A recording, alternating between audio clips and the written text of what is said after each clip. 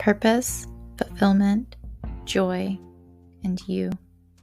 How to stop searching for your purpose and let it flow through you.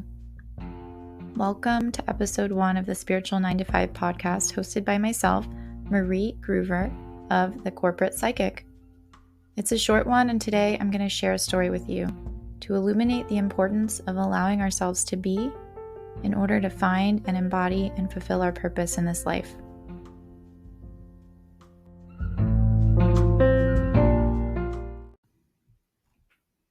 Do you ever feel like you're constantly moving from one thing into the next, seeking new experiences after new experiences, trying on different skills, looking into different windows and corridors, exploring truths? Are you on a perpetual mission to find the thing that brings you joy or takes you to the next level, or the idea that will launch your dream life?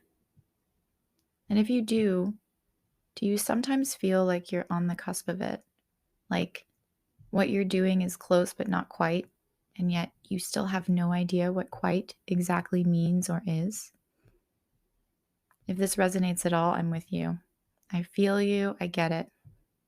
I felt on the cusp of something great for years.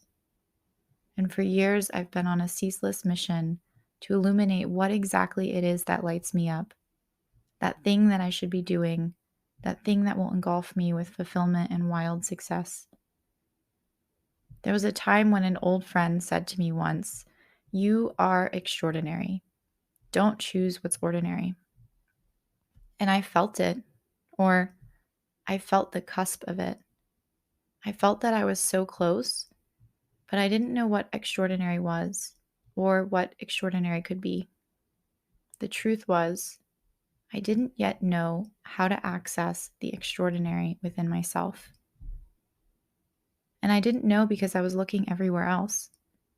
Despite reflecting, setting goals, prioritizing, following through, I was in a nonstop motion of reaching and seeking and discovering, learning, filling, performing, prioritizing, evolving, and even transforming. And even when I was looking inward,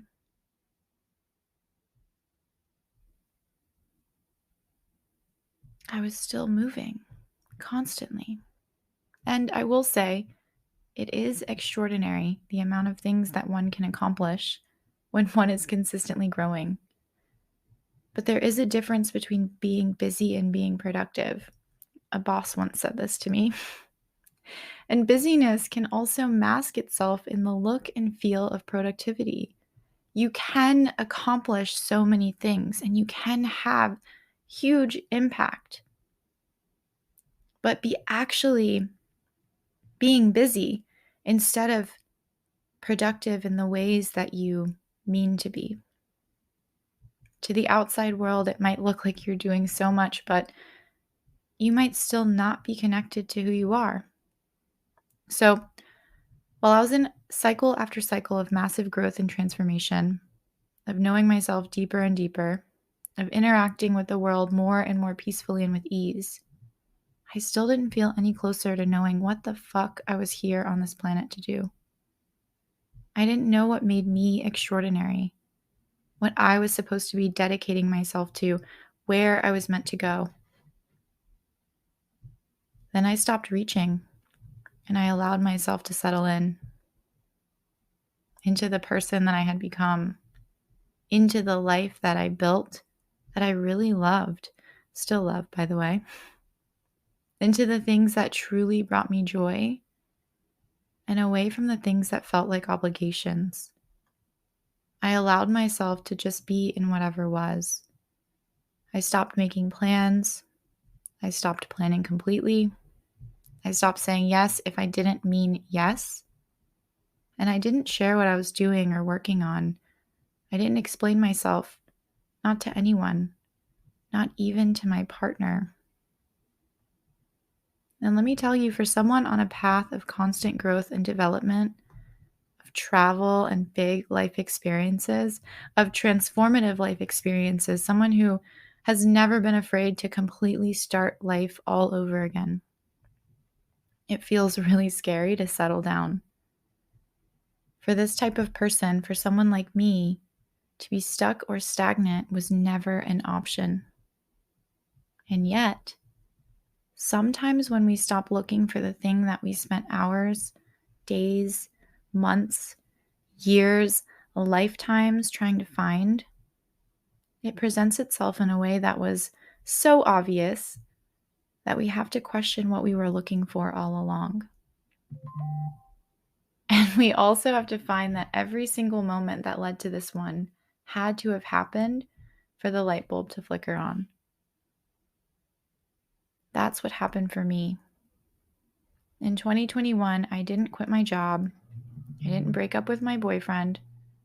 I didn't go away for 6 months or a year or any time frame at all. I didn't make any massive life shifts or changes, and I didn't find that thing, the thing that's supposed to fill my life with meaning and joy and success. It turns out I already had that thing. I already knew my purpose. In 2021, I allowed myself to be myself. And in that, I started living my purpose. I embodied my purpose. I started living my life. And everything shifted, but not because I forced it, not because I deliberately chose one path or the other, not because of any rearranging that I did within my own life. I didn't make a decision and then prioritize everything around that decision. This is important because the truth is, we don't have to choose. We actually can have and be every single thing that we want. People are afraid to step into their truth because they are afraid that they will have to change their life. We both want and are afraid that we will have to be dedicated to one path or solution. Hello, diet culture, and people who eat only keto, only forever, as if one diet is the solution to everything. I'm not against keto, by the way, nor am I against dieting. But there is this thing that exists where we want to step into truth. We want to change our life. We're afraid to change our life. And we also want that path. We want the list of things to do, the steps of checking these boxes and knowing that if we eliminate all these things that aren't serving us and we know exactly what they all are up front, then we can be the thing that we want. Then we can find the thing that we want. Then we can live the life that we dream. We're afraid that we'll have to suddenly prioritize differently for our lives to shift and change and transform. Do you notice this when you're on a path of growth? You say things like, oh, I should do this, but I'm doing this instead. And we think we should prioritize, and that prioritization is the answer to what we want, to our dreams, to our goals. And prioritization is great, but it's also a temporary hierarchy of what we think is important right now. But in the long run, we don't have to commit to one thing or one path forever. In fact, we don't even have to commit to one thing or one path to move forward. We don't have to search for it, reach for it, look for it, seek it, that thing that is outside of us, that feels like the cusp of us, enticing us to try one more time to find and commit to one thing that will be the solution and the propulsion of our lives accumulated. It's not a job. It's not a passion. It's not a place. It's not an idea. It's you. It's all of you coming together in your authentic and unique being. That's what transforms your life from ordinary to extraordinary. That's the root and basis for all the success, fulfillment, joy, and eudaimonia that one could possibly seek. Maybe it isn't our lives that we have to change and restructure. Maybe it's not even ourselves that we have to change and fix and manage. Maybe, and what I'm proposing to be true, is that we just have to allow ourselves to be exactly who we are. And that's what I'm inviting you into here.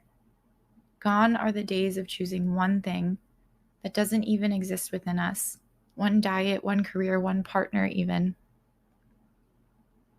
This is the time, this is the year 2022 that we expand in the presence of who we are, that we expand in the connection and depth and integration with ourselves. This is the year that we realize the extraordinary. This year, we come home.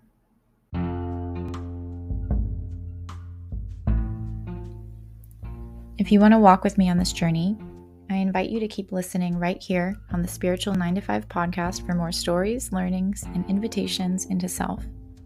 If you want to dip your toes even more into my work, please join our community. It's called TCP Community and Courses, and you can find it on Mighty Networks.